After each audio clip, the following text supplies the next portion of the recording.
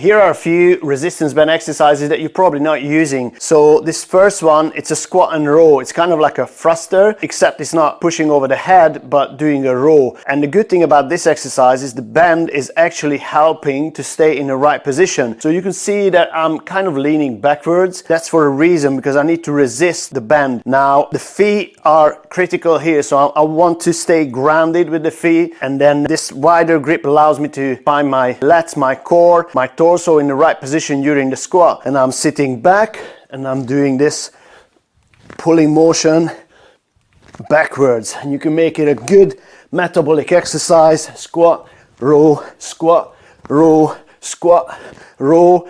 So you can see how this kind of builds up, and it's also relatively low skill, and it teaches the right pattern of the squat. Now, it doesn't have to be too fast at the beginning, but eventually we want to keep this like speeding up a little bit and make it a good metabolic exercise. Okay, the second one is a hip dominant row. So very similar to the squat, but this time I'm going to hinging through the hips. So sitting back and then do the row, pull back, hinge, pull, hinge, pull, sit back, pull. So very similar to the squat and row, but more hip dominant using the hips. Okay, this next one is going to be a sprinter squat and row. So I'm going to change stance and now get into a sprinter stance like this. Now the band is still helping, it's pulling me a little bit forward, so I need to resist the pull and then just stay nice and upright, squat down and then pull back, down and pull. So from a coaching perspective, if you watch anyone from the side, you can see if they are able to keep their trunk, their torso in the right position, or they may be going way too low. So we want to keep that straight position with the torso here.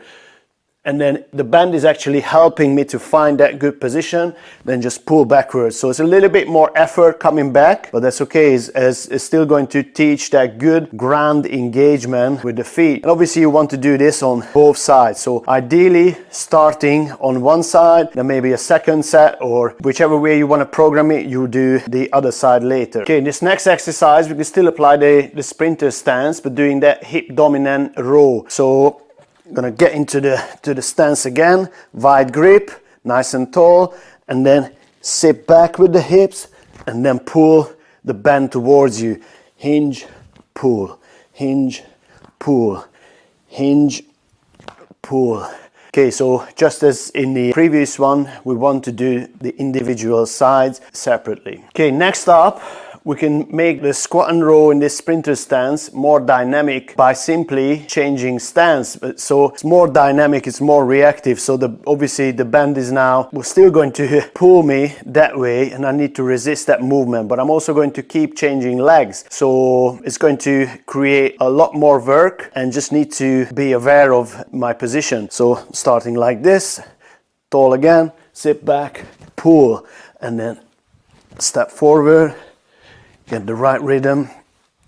Step forward as you do the pull. Step, pull, step, pull, step, pull, step, pull, step, pull, step, pull. Now, when I do this exercise, the front foot's got a little bit more work to do because the band is pulling me from the front, so I need to resist that, hence the leaning back a little bit. The changing stances just makes it much more dynamic, more metabolic as well. I'm going to do a single arm hip hinge and a row. I'm still going to apply the sprinter stance here, basically holding the band the same side where the leg is going back a little bit. So I like to have this grip on the hand and then grab the band this way.